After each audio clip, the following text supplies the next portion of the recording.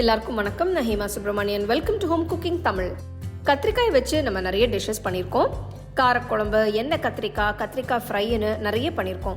சில லிங்க்ஸ் நான் டிஸ்கிரிப்ஷன் பாக்ஸில் தரேன், அதை பார்த்து ட்ரை பண்ணுங்க. இன்னைக்கு ஒரு அருமையான கத்திரிக்காய் துவையல் தான் பார்க்க போகிறோம். வாங்க எப்படி பண்ணுறதுன்னு பார்க்கலாம். இந்த துவையலுக்கு தேவையான இன்க்ரீடியன்ஸ் எல்லாமே நான் இங்கே ரெடியாக எடுத்து வச்சுருக்கேன். இந்த ரெசிபிக்கு நான் 1 கிலோ கத்திரிக்காய் வாங்கியிருக்கேன். பாருங்கள், கத்திரிக்காய் எவ்வளோ ஃப்ரெஷ்ஷாக எலசாக இருக்குன்னு. இப்படி இருந்தால் தான் இந்த டிஷ் நல்ல டேஸ்டியாக இருக்கும். கத்திரிக்காய் கொஞ்சம் முத்தலாக இருந்தால் இல்லை விதை அதிகமாக இருந்தாலும் அந்த கத்திரிக்காயை இந்த டிஷ்ஷுக்கு யூஸ் பண்ணாதீங்க. கத்திரிக்காய் காம்பு நீக்கிட்டு ரஃப்பாக 8 பீசஸாக கட் பண்ணி ஒரு பாத்திரத்தில் கொஞ்சமாக தண்ணி ஊற்றி உப்பு சேர்த்து அந்த உப்பு தண்ணியில் இந்த காயை போட்டு வச்சுருங்க.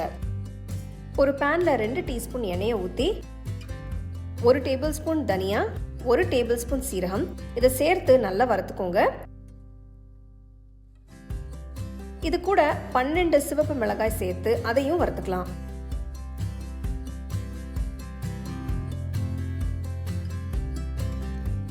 மிளகாய் வறுப்பட்டதும் ஸ்டோவை ஆஃப் பண்ணிட்டு எல்லாத்தையும் ஒரு பிளேட்டுக்கு மாற்றி ஆற விடுங்க.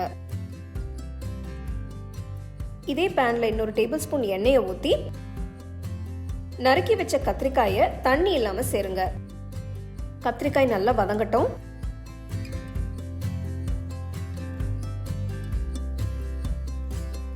பாருங்க, காய் கலர் மாறி நல்ல குக்காயிருக்கு. இந்த ஸ்டேஜ்ல 4 தக்காளி நறுக்கி சேர்த்து அதையும் வறுத்துக்கலாம். இது கூட ஒரு எலுமிச்சை பழம் அளவுக்கு புளியை சின்ன சின்னதா கட் பண்ணி சேர்த்து அதையும் வதக்குங்க.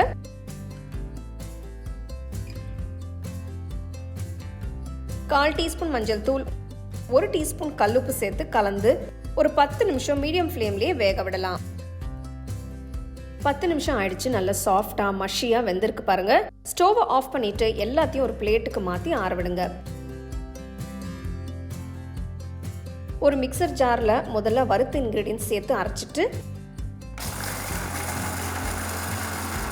அடுத்து வதக்கின கத்திரிக்காய் தக்காளி கலவையை சேர்த்து பல்ஸ் மோட்ல அரைச்சுக்கலாம்.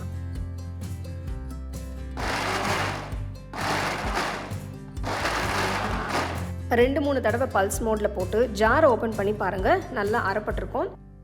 நான் தண்ணி எதுவும் சேர்க்கல. 2-3 தடவை பல்ஸ் மோட்லயே அரைச்சாலே நல்லா ஸ்மூத்தா அரைப்பட்டுரும்.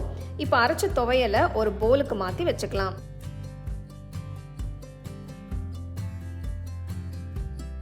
இந்த துவையலோட ஸ்பெஷாலிட்டியே பொடியா நறுக்கின வெங்காயத்தை இதுல சேர்க்கிறது தான். நான் இங்க ஒரு சின்ன கப் வெங்காயத்தை நல்லாவே பொடியா நறுக்கி சேர்க்கிறேன். சின்ன வெங்காயம், அதாவது சாம்பார் வெங்காயத்தை இந்த மாதிரி சேர்த்தீங்கன்னா ரொம்ப நல்லா இருக்கும். நல்லா மிக்ஸ் பண்ணிக்கோங்க. உப்பு காரம் டேஸ்ட் பார்த்துட்டு தேவைப்பட்டா சேர்த்துக்கோங்க. ஒரு தாளிப்பு கரண்டியில 3 டீஸ்பூன் எண்ணெயை ஊற்றி அதுல 1 டீஸ்பூன் கடலைப்பருப்பு, 1 டீஸ்பூன் கடுகு, 1 டீஸ்பூன் சீரகம், கொஞ்சம் இடிச்ச பூண்டு, கொஞ்சம் கருவேப்பிலை, 2 உடைச்ச 2 சிவப்பு மிளகாயை சேர்த்து பொரிச்சதும் துவையல்ல சேர்த்துட்டு நல்லா கலந்து விடுங்க. இந்த துவையல் நீங்க இட்லி, தோசை, சாதத்துக்கு எல்லாத்துக்குமே சாப்பிடலாம். ரொம்பவே நல்லா இருக்கும். சூடான சாதத்துல இந்த துவையலை வச்சு கொஞ்சம் நெய் ஊற்றி சாப்பிட்டீங்கன்னா ரொம்ப அருமையா இருக்கும். டேஸ்டியான இந்த துவையலை நீங்க கண்டிப்பா ட்ரை பண்ணி உங்க ஃபேமிலி ஃப்ரெண்ட்ஸோட ஷேர் பண்ணுங்க.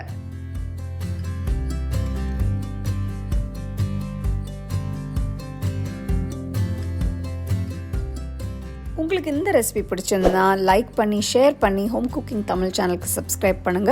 மறக்காம பெல் ஐகானை கிளிக் பண்ணுங்க.